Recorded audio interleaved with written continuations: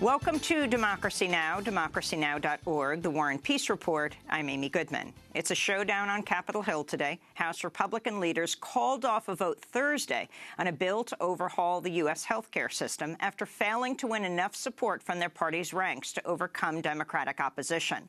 The delay prompted President Trump to issue an ultimatum: hold a vote Friday or lose the opportunity to repeal the Affordable Care Act. Republican House Speaker Paul Ryan emerged from Thursday night talks with obstinate lawmakers, telling reporters in a terse statement he'd comply with Trump's call for a Friday vote.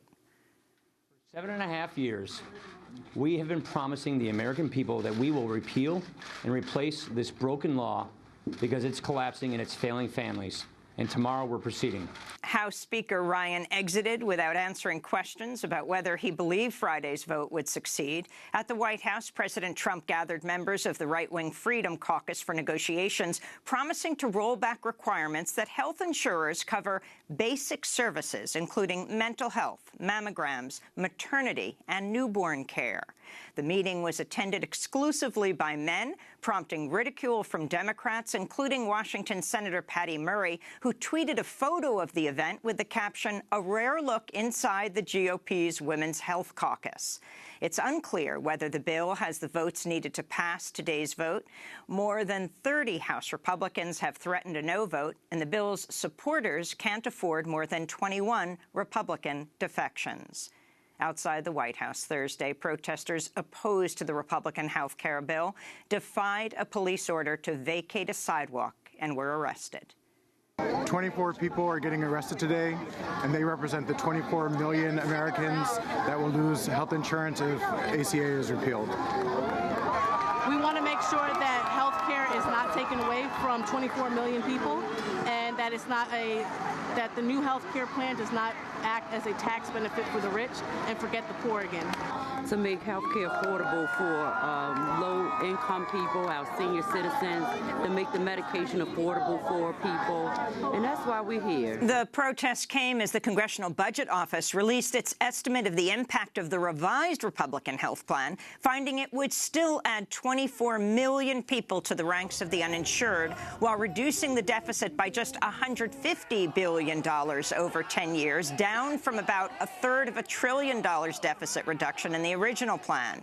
House Democrats pushed Thursday for an independent probe into alleged ties between top Trump officials and Russia's government, saying House Intelligence Committee Chair and former Trump transition team member Devin Nunes can't be trusted to lead an investigation. California Congressmember Adam Schiff, the ranking Democrat on the Intelligence Committee, told CNN Thursday he's uncovered further evidence Trump officials may have actively colluded with Russian officials. The kind of evidence that you would submit to a grand jury at the beginning of an investigation. It's not the kind of evidence you take to a trial jury when you're trying to prove something beyond a reasonable doubt. But we're at the beginning of an investigation, and given the gravity of the subject matter, I think that the evidence certainly warrants us doing a thorough investigation. Congressman Schiff's charges came after House Intelligence Committee Chair Nunes apologized to his colleagues for his actions on Wednesday when he went to the White House to personally brief President Trump on allegations that he's uncovered evidence that U.S. intelligence swept up communications by Trump's transition team after the November election.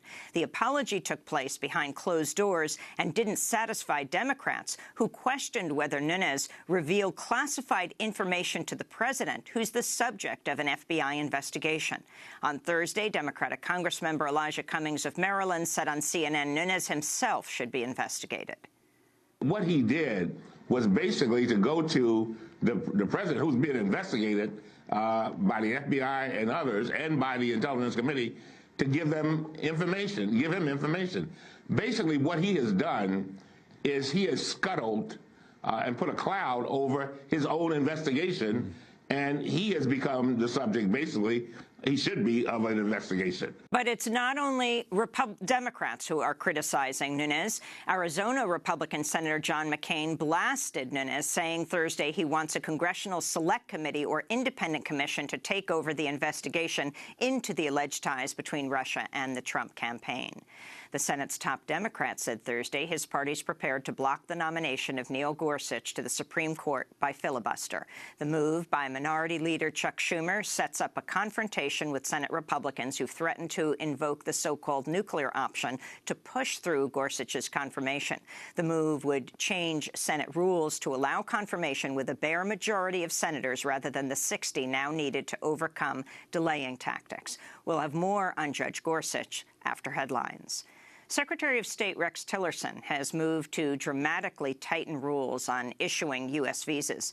In diplomatic cables sent last week, the State Department ordered U.S. embassies to ask detailed questions to visa applicants about their personal history. The rules also require a check of phone and email contacts, as well as the social media history of anyone who's traveled in a country where ISIS controls territory. The restrictions will not apply to most European countries or Australia, New Zealand, Japan, and South Korea. In Hawaii, the FBI says it's investigating death threats directed at U.S. District Judge Derek Watson, the federal judge who ruled against President Trump's second attempt at a ban on travelers from 6 majority Muslim nations and refugees. CBS reported most of the threats were phoned in from the mainland. In the Mediterranean, a Spanish charity said Thursday at least 240 migrants are feared dead after their boats capsized off the coast of Libya. Members of the group said they pulled at least 5 bodies from the sea without finding any survivors. The disaster came amidst a sharp spike in the number of migrants and refugees attempting the dangerous voyage from Libya to Italy. Aid groups said the increase followed last year's agreement by Greece and Turkey to effectively seal the 2 countries' border to migrants. In Britain, police have identified the man responsible for Wednesday's violent rampage outside Parliament as Khalid Massoud, a British citizen with an extensive record of violent crimes. Investigators say the 52-year-old changed his name from Adrian Russell Achow after he converted to Islam in prison. In a statement posted online, ISIS hailed the killer as a soldier of the Islamic State but didn't cite Massoud by name, suggesting the killer was not in direct contact with ISIS. Meanwhile, the death toll among Massoud's victims rose to 4 Thursday after a 75-year-old man died from his wounds. In Israel, a video has emerged of an Israeli police officer brutalizing a Palestinian truck driver in occupied East Jerusalem. The video shows the officer headbutting, slapping, kicking, and punching the man before turning to attack a pair of men seeking to restrain him. The video drew calls from Arab-Israeli lawmakers to arrest and prosecute the officer. Israel's public security minister promised an investigation. Meanwhile, Israeli police have arrested Palestinian rights activist Omar Barghouti over alleged tax evasion, seizing his passport and forbidding him from leaving the country. Barghouti is a leader of the Boycott, Divestment and Sanctions, or BDS movement, an international campaign to pressure Israel to comply with international law and respect Palestinian rights. In a statement, the Palestinian BDS National Committee called the charges bogus, noting a Haaretz investigation that found Israel has set up a dirty tricks or tarnishing unit to target BDS supporters. The group said, quote, "The fact that this investigation includes a travel ban and that it comes a few weeks before Omar Barghouti is scheduled to travel to the U.S. to receive the Gandhi Peace Award jointly with Ralph Nader in a ceremony at Yale University proves its true motive, repression." Elsewhere in Israel, police in the southern city of Ashkelon on Thursday arrested an Israeli-American teenager with dual citizenship, charging him with making more than 100 bomb threats against synagogues and Jewish community centers in the United States, Australia, and New Zealand. The threats came amidst a broader wave of anti-Semitic threats against Jewish institutions over recent months, which included the desecration of Jewish cemeteries in Pennsylvania, Missouri, and New York. An Egyptian court freed Hosni Mubarak from prison today, 6 years after the former dictator led a crackdown on protests that killed hundreds of people opposed to his 30-year rule. The 88-year-old Mubarak left a military hospital in southern Cairo, returned to his home in the city's northern suburbs. Mubarak's release after his acquittal on murder charges contrasts with the fate of political activists opposed to the country's military government. Amnesty International reports more than 1,400 people are currently being held in prisons beyond a 2-year limit for pretrial detention. In Washington, D.C., the Justice Department has opened a criminal probe into California Republican Congressmember Duncan Hunter, who's accused of raiding his campaign funds for personal use. The investigation follows a finding by the Office of Congressional Ethics that Hunter may have used the funds for family travel, flights, utilities, health care, school tuition, jewelry, groceries, video games, and other expenses. In Mexico, a gunman shot dead journalist Miroslava Breach Thursday as she was leaving her home in Chihuahua. The 54-year-old reported on organized crime, drug trafficking, and corruption for the national newspaper La Jornada. The Committee to Protect Journalists said it was the third deadly attack on Mexican journalists this month. The press freedom organization, Article 19, has called Mexico the most dangerous nation for reporters in the Western Hemisphere.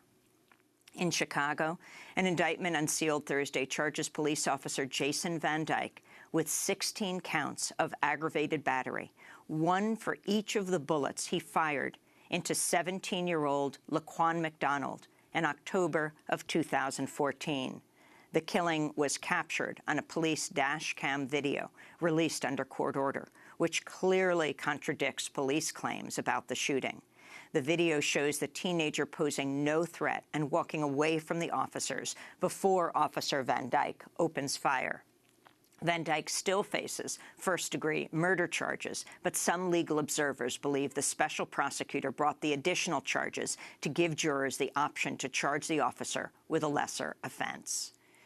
In breaking news, the Trump administration has approved a permit allowing TransCanada to build the Keystone XL pipeline, which would carry oil from Canada's tar sands to Gulf Coast refineries in the United States.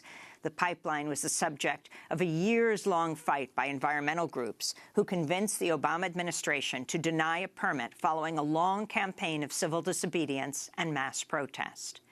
Meanwhile, the National Snow and Ice Data Center reported Wednesday Arctic Ocean sea ice grew last winter to the lowest maximum extent ever recorded, in another sign that human-driven global warming is irrevocably changing the planet.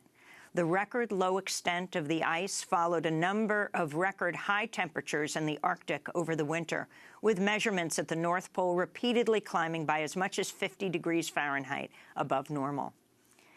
And lifelong community organizer Bob Lee has died of cancer at his home in Houston, Texas. Lee, also known as Robert Alwilly, was born on December 16, 1942. He served as a field secretary in the Illinois chapter of the Black Panther Party. He was also an organizer of the original Rainbow Coalition, an alliance between the Black Panther Party, the Young Lords, the Young Patriots, and other groups. Lee appeared in the documentary The Black Panthers, Vanguard of the Revolution. Police brutality up here, there's rats and roaches, there's poverty up here. That's the great thing that we can unite on. That's the common thing we have, man. That's Bob Lee in the documentary The Black Panthers, Vanguard of the Revolution. Lee died on Tuesday at the age of 74. And those are some of the headlines. This is Democracy Now!, democracynow.org, The War and Peace Report. I'm Amy Goodman.